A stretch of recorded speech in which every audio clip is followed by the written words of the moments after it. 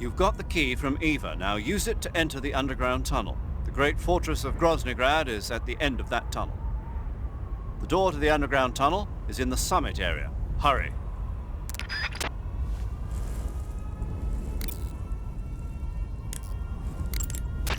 To take a rest, all you have to do is save and exit the game. The next time you load your save data and continue the game, your stamina and life will have recovered. How much they recover depends on how long of a rest you take. So the longer I rest, the more I'll recover. That's right. If you're so exhausted that you don't even have the strength to find food, save the game and take a rest and you'll be back on your feet. I hope that never happens. So do I. But you never know. Just don't forget, okay? I won't.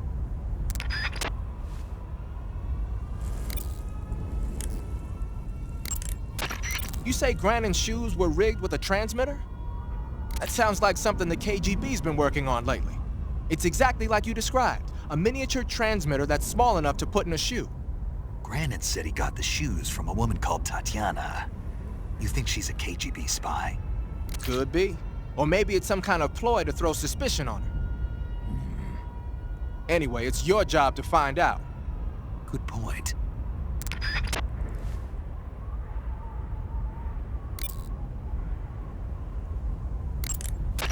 Sigint. Yo! Eva said she set up a ground effect vehicle for us to make our escape. So I heard. The ground effect vehicle, or WIG, is something like a cross between an airplane and a boat. It uses ground effect to fly. Ground effect basically means that when the craft skims the surface of the ground, the air between the ground and the wing is compressed, which gives the wing an extra boost. From what Western intelligence agencies have been able to gather, the Russians are pretty serious about developing these WIGs. Apparently, they're planning on using them for anti-submarine patrols. I guess I can see why. The WIG's long cruising range and high-speed capabilities make it a good choice for that kind of mission. Eva must have gotten her hands on one of the first prototypes while it was being field tested as a transport craft. The WIG has a top speed of over 400 miles per hour, and its range is pretty good too. Not that speed is gonna help you if you've got a supersonic fighter jet on your tail, but if you hug the surface and stay off the radar, you should have no problems getting away.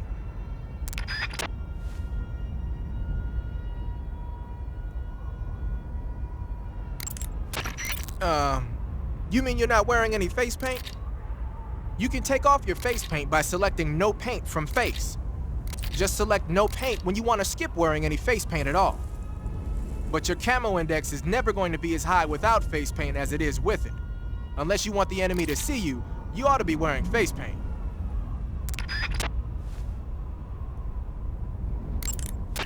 Whenever you find a new weapon or piece of equipment, the first thing you do is drop it in your backpack, right? But you can't use your new goodies if they're just sitting in your backpack. To use a weapon or piece of equipment, first you have to take it out of your backpack and place it on your person. To take an item out of your backpack, use the backpack option in the survival viewer. To place a weapon on your person, select Weapon under the backpack section of the survival viewer. See that window on the left? That shows a list of all the weapons you've got. Choose the weapon you want to carry from the list and press the Enter button to take it out of your backpack. Just remember that there's a limit to the number of weapons you can carry at the same time, so put back any stuff you don't need. To put a weapon on your person back into your backpack, choose a weapon that's already on you from the weapon list and press the Enter button. Or you can just line up the icon for the weapon you want to put away with the lower right and press the Enter button. Do whatever works best.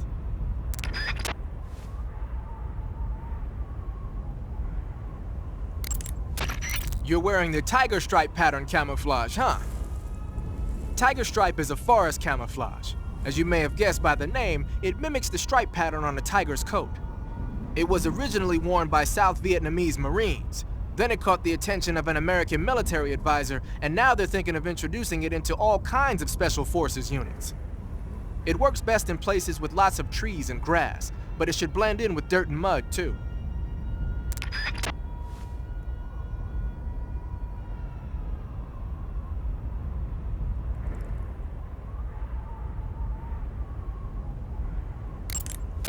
Covering your body is a good start, but a bare face will kill even the best camouflage. If the situation calls for a high camo index, you better break out the face paint. To apply face paint, select Face from the camouflage menu in the survival viewer. Then choose a face paint that blends in with your surroundings.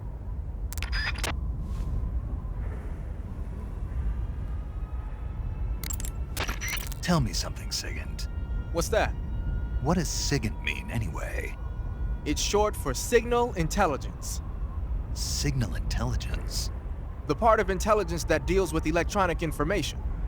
Things like intercepting and analyzing electronic communications, determining enemy force strength and positioning from radar emissions and radio chatter. You get the idea. Code breaking is considered part of SIGINT as well. 40 years from now, we'll be in the age of electronic warfare. It won't be long before information replaces firepower as the most valuable commodity on the battlefield. So you're saying they won't need guys like me anymore? Sorry to break it to you, but that's not gonna happen. No matter how advanced our technology gets, there's still no substitute for human beings.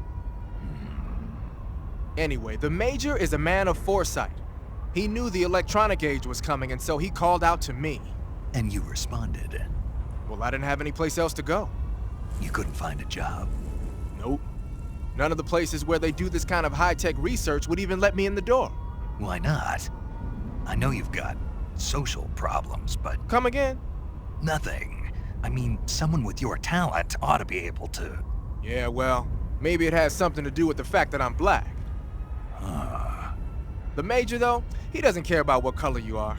I've never met anyone like him before. He's different, you know? Oh yeah, I know. I don't think racism's gonna go away even in the 21st century. But I want to work with computers and use them to bring people closer together. In the digital world, it doesn't matter whether you're black or white, American or Russian or whatever. Everybody's going to be the same. That's what I think.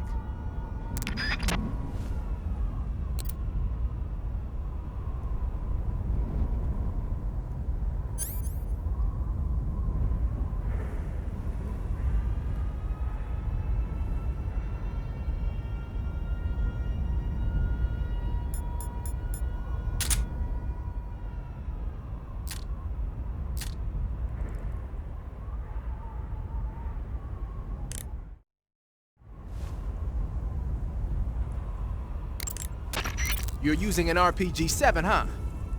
The RPG-7 is a state-of-the-art, portable anti-tank weapon developed as the successor to the RPG-2. It first saw active deployment in 1962, year before last. Actually, maybe portable is not the right word. The launcher and the grenade together weigh over 20 pounds. It's not something you can use on the move.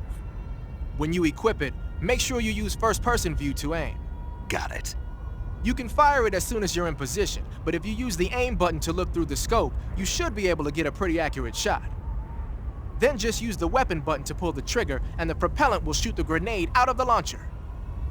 Immediately after that, stabilizer fins will deploy from the back of the grenade. After it travels about 35 feet, the rocket fuel inside the grenade will ignite, accelerating the grenade towards its target. Even if it doesn't hit the target, the safety mechanism will kick in and cause it to self-destruct when it exceeds the target range or after a few seconds of flight. The warhead is made of the plastic explosive HEAT. It's capable of penetrating up to 13 inches of armor. That should be enough to shoot down a heavily armored attack chopper. Oh, one more thing. The rocket fires when the grenade first starts its descent, so don't try to fire it real close to the ground. So you can't use it from a lying position? Right. Don't forget that. I won't.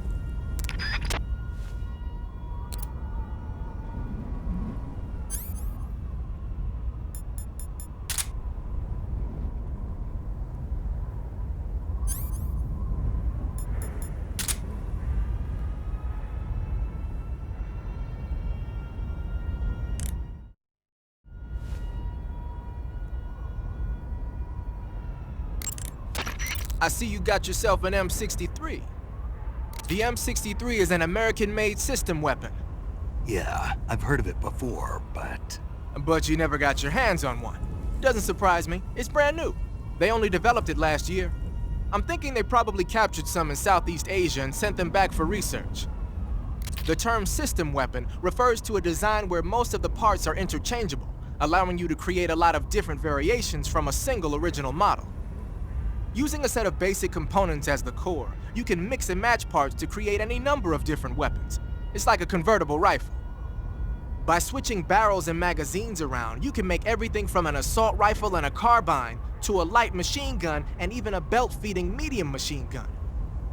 Not only does this save the trouble of having to organize a bunch of different weapons on different lines, but it also has the added benefit of cutting down on the amount of training needed for each soldier.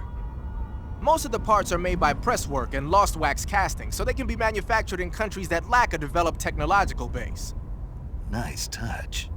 The variation you've got there is the belt-fed light machine gun. It was originally designed for use in squad support missions. It's a lot lighter than the M60. Yeah, you won't find a lighter weight light machine gun than that. It ought to be pretty easy to handle in the jungle. Make good use of it.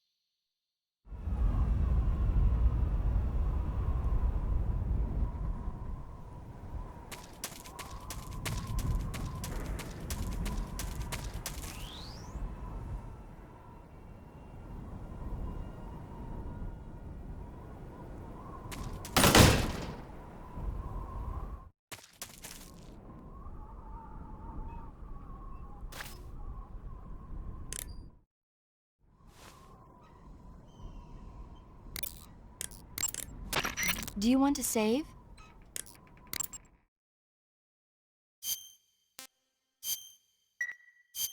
Snake, have you ever seen Invasion of the Body Snatchers? No, I haven't. It's about this town where one by one the people disappear and are replaced by someone else. It keeps getting worse and worse until finally the main character's friends and family start getting replaced. It turns out it was a giant plant thing producing human clones. Creepy, huh? Clones? A clone is a body or cell that's genetically identical to another one. They didn't use that term in the movie, though. You mean a copy of a human being? It's technologically feasible. We know it's possible to do it in theory, and they've already started the research. One day, maybe toward the beginning of the next century, the genes of super soldiers like you are going to be a hot commodity. Just to make copies of me? Precisely. Like a thoroughbred horse? Right. Huh. You know they'd never allow it. Maybe, but technology changes people. We can't predict how people will think 50 years from now. Some things shouldn't be changed. We're not the ones who decide that. I think maybe the only thing we can do is to try and pass on our beliefs to our children, so that they won't head in the wrong direction.